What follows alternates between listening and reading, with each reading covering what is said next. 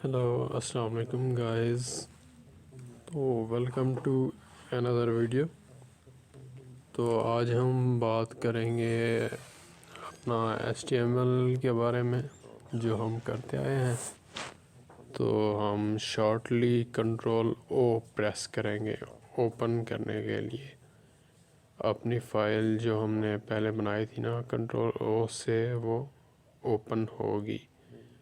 तो कंट्रोल ओ प्रेस करने पे हमें फ़ाइल लोकेशन शो कर रहा है। वो फ़ोल्डर मेरे ख्याल में डॉक्यूमेंट्स में ही सेव की थी। देखते हैं माई साइट डॉट HTML, ये रही। ठीक है, तो इसमें हमने कुछ चीज़ें की थी। आप लोग इमेज का जो सोर्स है वो भी देख सकते हैं। वो एक मतलब कि वेबसाइट का सोर्स है। ठीक है, बाकी चीज़ें भी आप देख सकते हैं, पैराग्राफ भी दिया हुआ है। ठीक है, तो हम अपनी इस फाइल को ब्राउज़र में भी ओपन कर लेते हैं। ओपन विद गूगल क्रोम या क्रोम में ही ओपन कर लें। ठीक है, तो देखें ये इमेज भी शो हो रही है क्योंकि इस वक्त मेरे पास इंटरनेट अवेलेबल है। आप इमेज को ओपन एंड न्यू टैब करें अगर,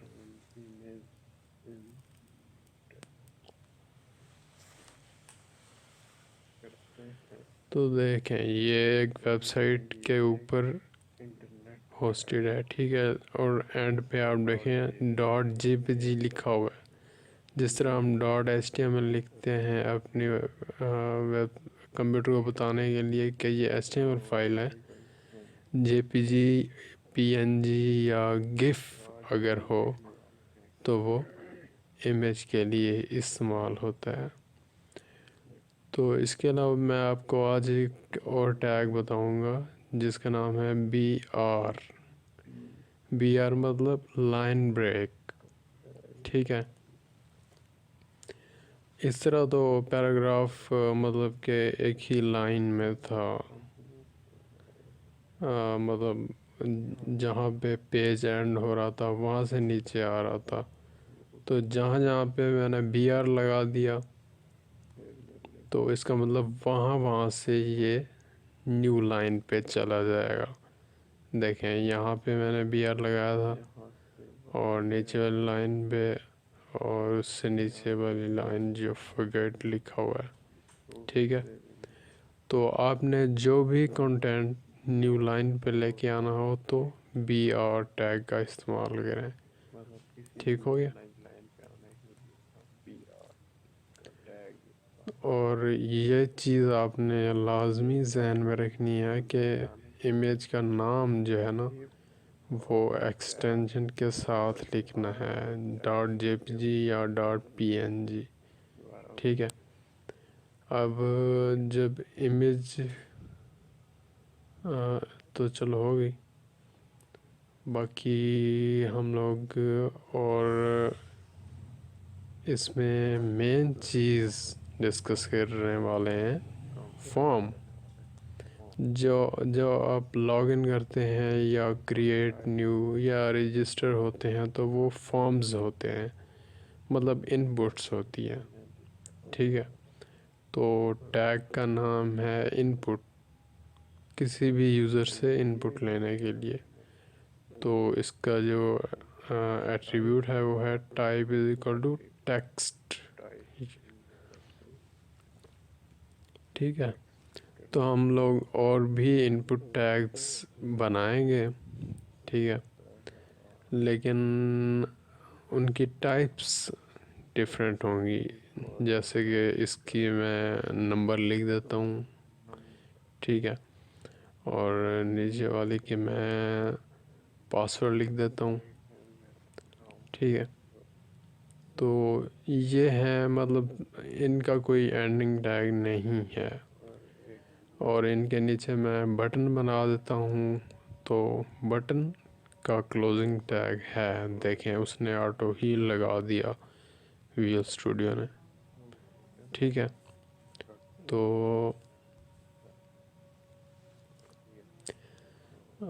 बटन का जब एंडिंग टैग लग गया तो इसके दरमियान में हमें उसका नाम भी लिखना होता है। तो वो हम लिख देते हैं सबमिट। अच्छा, इसकी टाइप मतलब एट्रीब्यूट भी होता है, जो कि होता है सबमिट।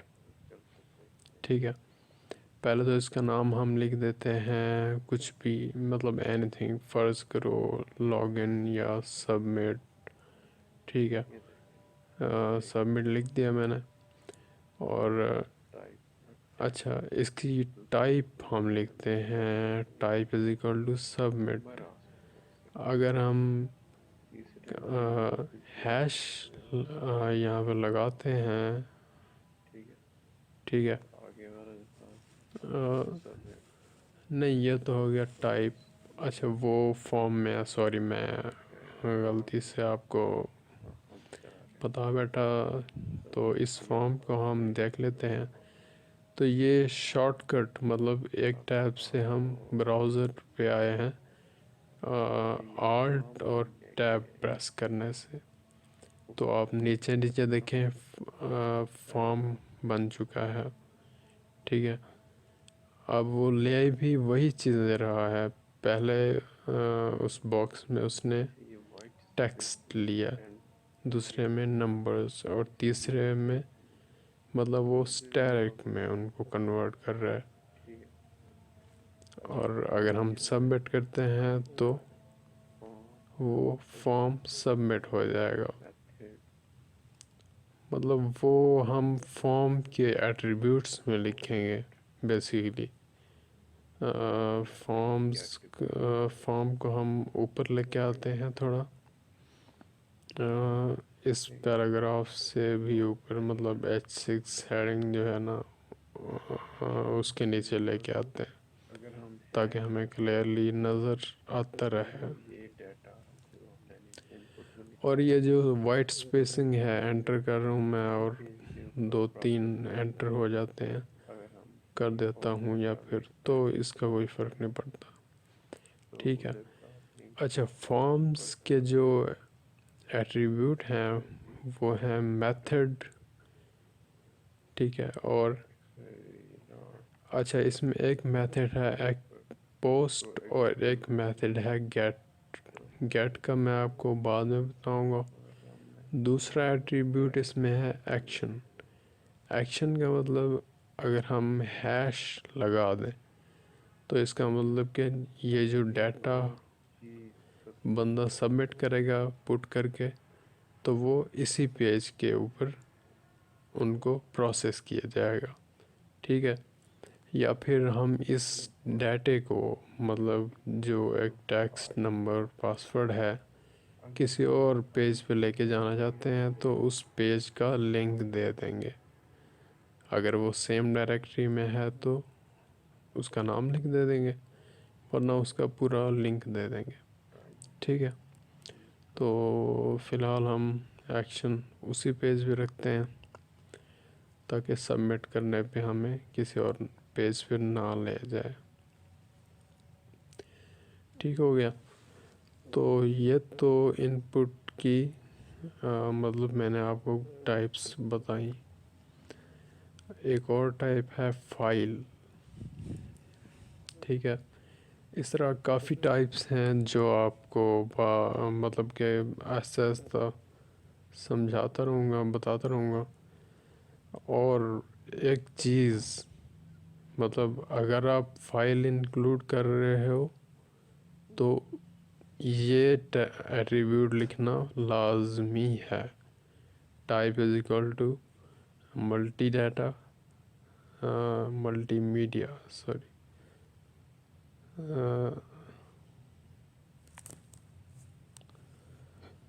मल्टी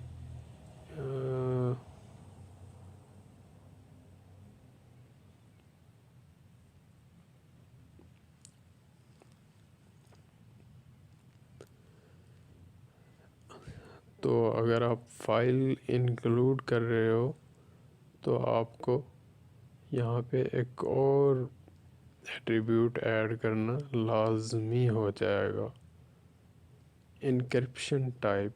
इनक टाइप लिखा हुआ है ना, तो इनक यानी कि ये इनक्रिप्शन टाइप की शॉर्ट फॉर्म है। Enc type is equal to multimedia multi part slash multimedia slash form data. ठीक है, तो अगर आप फाइल इंक्लूड कर रहे हो तो आपको ये एट्रीब्यूट लिखना पड़ेगा, दैट्स इट।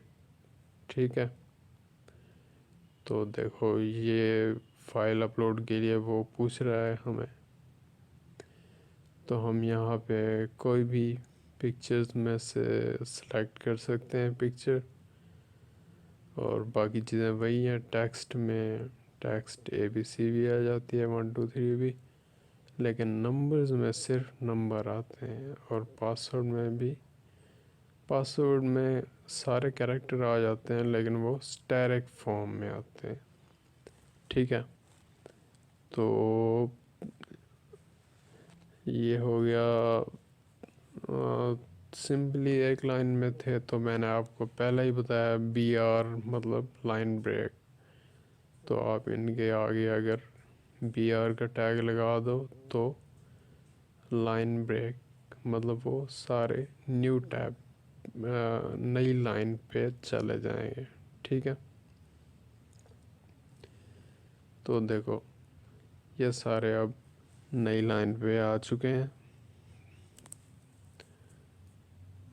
और ये हमारे फॉर्म का बेसिक कंसेप्ट जिसे हम कहते हैं ना, तो इसके अंदर मज़ीद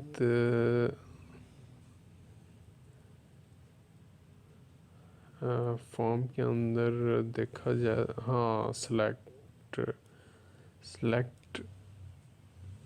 सेलेक्ट जब आपके पास ऑप्शन आता है अक्सर मेल और फीमेल या मैरिड और अनमैरिड, ठीक है, तो वो सिलेक्ट के टैग के अंदर इनक्लोज्ड होता है। ठीक है, सिलेक्ट फिर सिलेक्ट जब एंड होगा तो उसके दरमियान में आपने कुछ चीज़ें लिखनी हैं ऑप्शन नाम से, और ये हम इनपुट से पहले जो चीज़ें लिख दें वो वहाँ पे शो होती रहेंगी। फ़र्ज़ करो चूज़ योर इमेज लिख दिया मैंने, ईमेल लिख दिया, और नीचे कॉन्टैक्ट नंबर लिख देता हूँ, फ़ोन नंबर। ठीक है, ये चीज़ें आप अगर लिखना चाहो तो लिख सकते हो।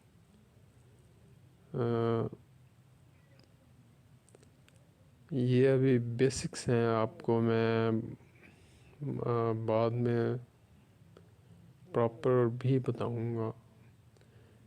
मतलब ये प्रॉपर ही है, लेकिन बाद में आपको थोड़ा एडवांसमेंट इसके अंदर समझ आएगी।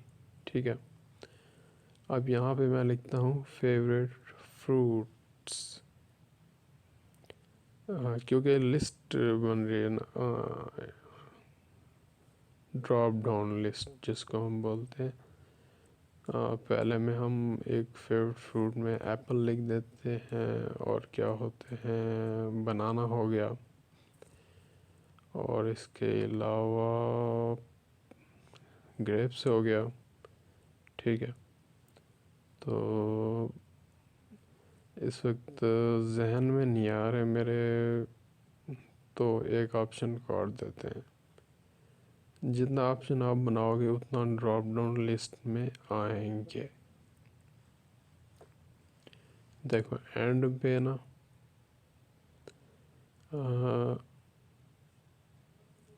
अच्छा, सेलेक्ट के बाद भी हम एक BR लाइन ब्रेक का टैग लगाते हैं ताकि बटन नीचे आ जाए, वो उसके आगे आ गया था, तो लाइन ब्रेक करने से वो न्यू लाइन पे चला गया। ठीक है, अब आप देखो फेवरेट फ्रूट्स के अंदर जो एप्पल है वो ऊपर ऊपर शो हो रहा है, बाकी आप सेलेक्ट कर सकते हो, मतलब ये ड्रॉप डाउन लिस्ट बन चुकी है। ठीक है, तो ये भी एक फॉर्म का हिस्सा है, सेलेक्ट और ऑप्शंस उसके अंदर। तो सेलेक्ट का भी एंडिंग टैग है और ऑप्शन का भी एंडिंग टैग है, लेकिन बी आर का एंडिंग टैग नहीं है। ठीक है, ये चीज़ आपने जहन में रखनी है। तो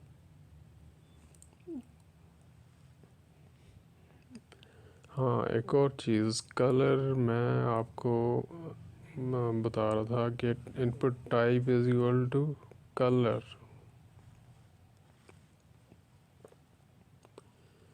ये आप देख लो कि कैसा लगता है, ये ऐसा दिखता है।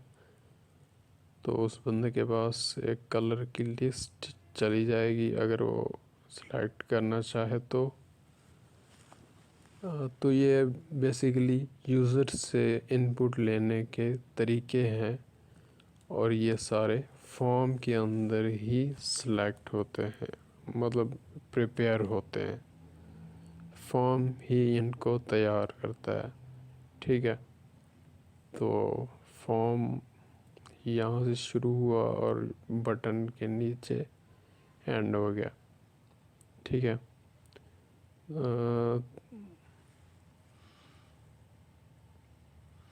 और ये जो बटन का टाइप सबमिट था वो एक्शन से जुड़ा हुआ है।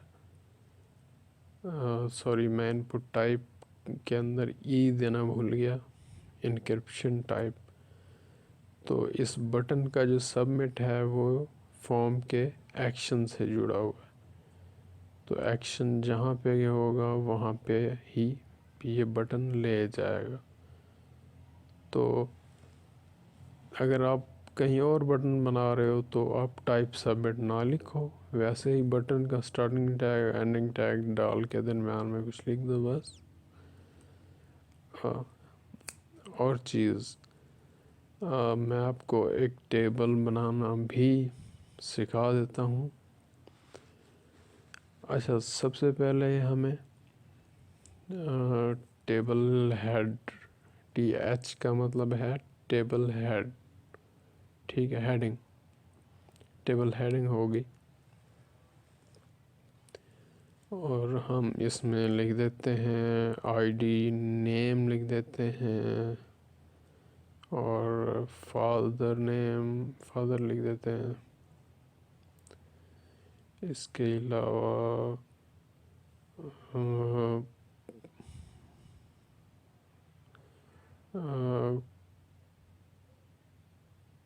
कुछ भी, मतलब कॉन्टैक्ट नंबर, चलो। और इसके अलावा हम रोल नंबर, या आप जो भी लिखना चाहो रोल नंबर लिख देते हैं। ठीक है,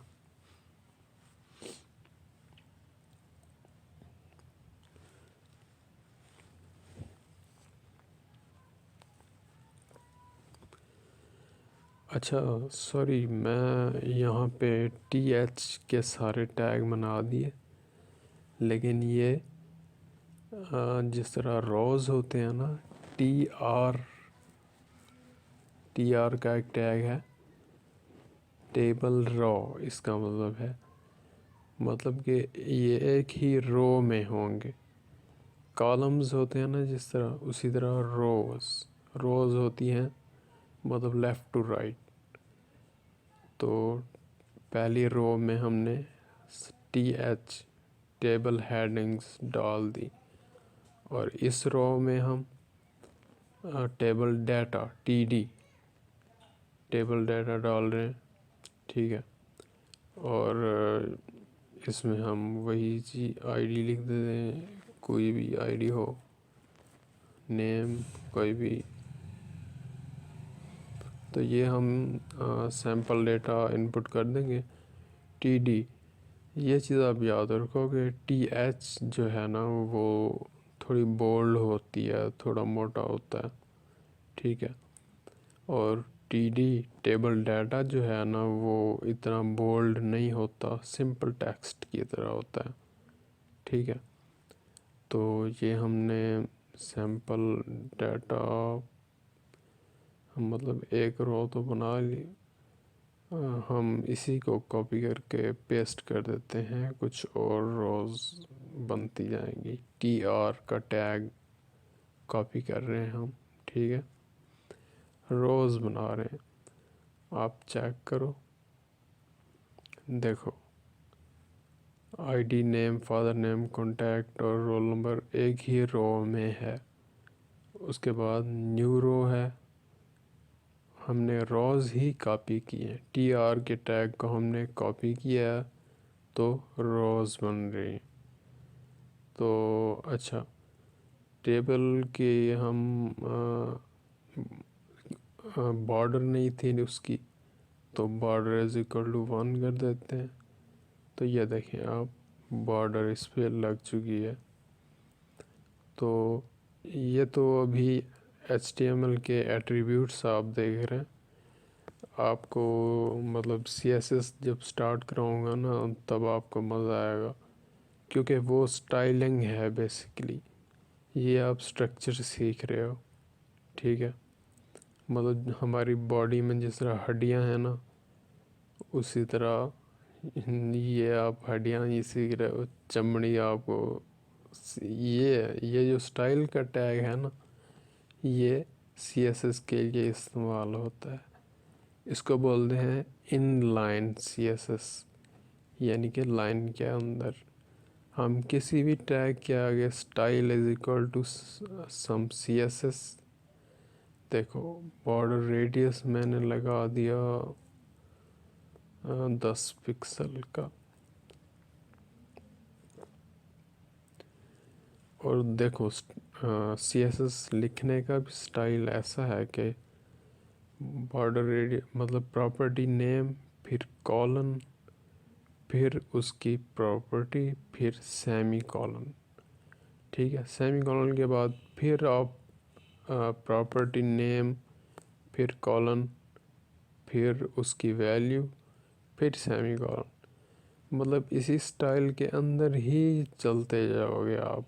देखो आप, दूसरी मैंने प्रॉपर्टी लगा दी, बॉर्डर कलर में रेड, फर्ज करो मैंने रेड कर दिया। देखो बॉर्डर कलर के बाद कॉलन है, फिर वैल्यू है उसकी, फिर सेमी कॉलन है, ठीक हो गया।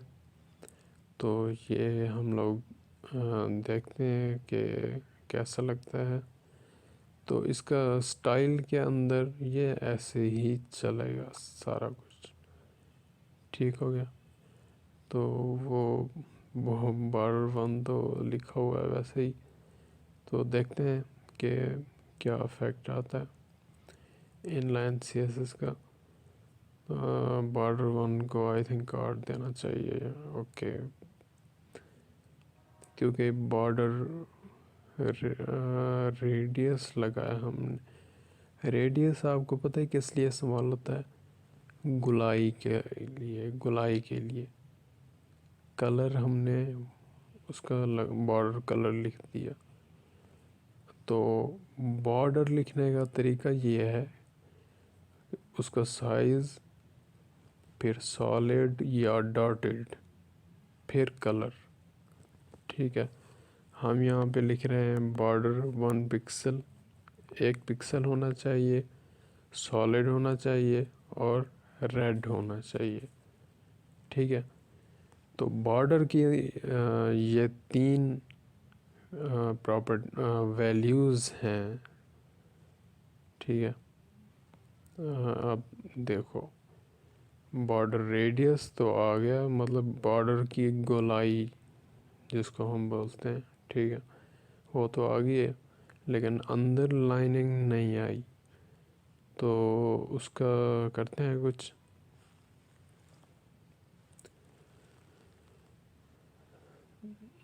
देखो फिर इन लाइन की बजाय हमें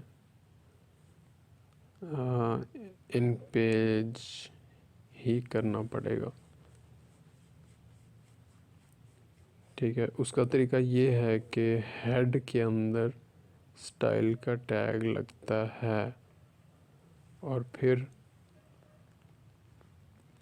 यहाँ पे हम लिखते हैं मतलब किसी भी टैग को हमने स्टाइल करना है तो उसका नाम लिखते हैं। फ़र्ज़ करो हमने टेबल हेडिंग और टेबल डाटा इन दोनों को बॉर्डर देना है। ठीक है, तो हम इस तरह लिखेंगे TH और TD। तो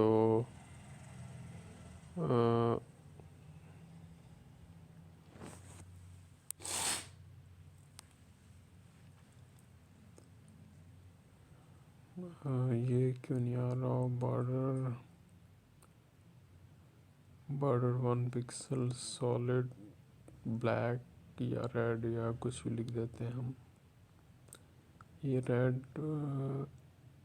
हुआ तो नहीं वहाँ पे,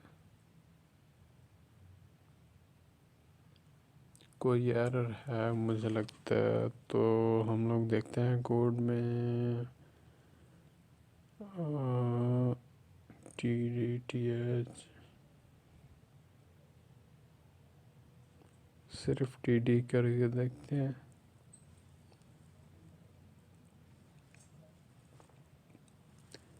नहीं हो रहा। Border 1 pixel solid red. तो ये सब तो सही है। तो मसला कहाँ पे है? हेड के अंदर हमने स्टाइल का टैग लिखना था, वो मैंने स्क्रिप्ट लिख दिया। स्क्रिप्ट जो है ना वो टैग इस्तेमाल होता है हेड के अंदर ही, हेड के बाहर भी इस्तेमाल होता है, लेकिन वो जावा स्क्रिप्ट के लिए इस्तेमाल होता है। जावा स्क्रिप्ट भी हम लोग पढ़ेंगे। तो ये देखें आप टेबल हेड और टेबल डाटा को बॉर्डर आ चुकी है 1 पिक्सल की। ठीक है, और चारों तरफ से हल्की सी गोलाई भी है। वो बॉर्डर रेडियस जो हमने लिखा था ना 10 पिक्सल, तो ये उस चीज़ की निशानी है। ठीक हो गया। तो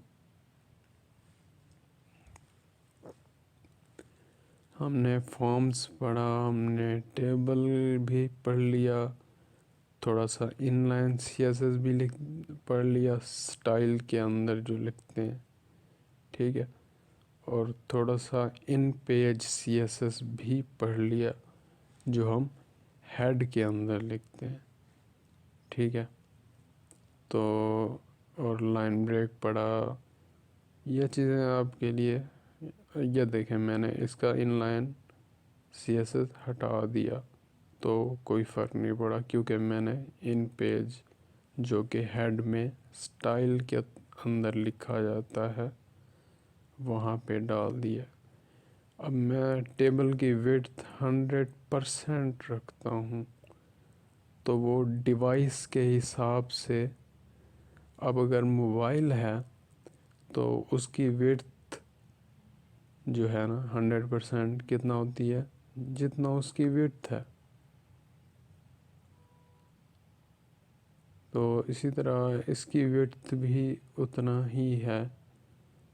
तो जितना हम साइज़ बढ़ाते जाएंगे, यहाँ पे तो खैर वर्क नहीं कर रहा, लेकिन अगर मोबाइल पे ओपन करें तो वहाँ पे भी फुल विड्थ होगा। ठीक है, क्योंकि हमने 100% रखा है इसको। तो ये तो हो गया क्लियर आपको। विड्थ आप जितना चाहो रख लो। 50% रखते हो तो यानी कि स्क्रीन का आधा, 50% स्क्रीन का हाफ। देखो हम जितना छोटा कर दें अपने वेब पेज को तो ये 50% ही रहेगा उसका। ठीक है, 50% से ये नहीं बढ़ेगा। तो देख लो, अब आप किसी चीज़ को भी अगर परसेंट उसके साथ लिखते हो तो वो फुल स्क्रीन 100% होती है वाइड। अगर आप 50 लिखो, 60 लिखो, 80 लिखो तो उस हिसाब से वो होगा। 100 का मतलब फुल वाइड। ठीक है, तो आज हमने कुछ चीज़ें देखी, तो आई होप आपको मज़ा आया होगा। तो मिलते हैं नेक्स्ट लेक्चर में, आप लोग इसको एंजॉय करो। ठीक है।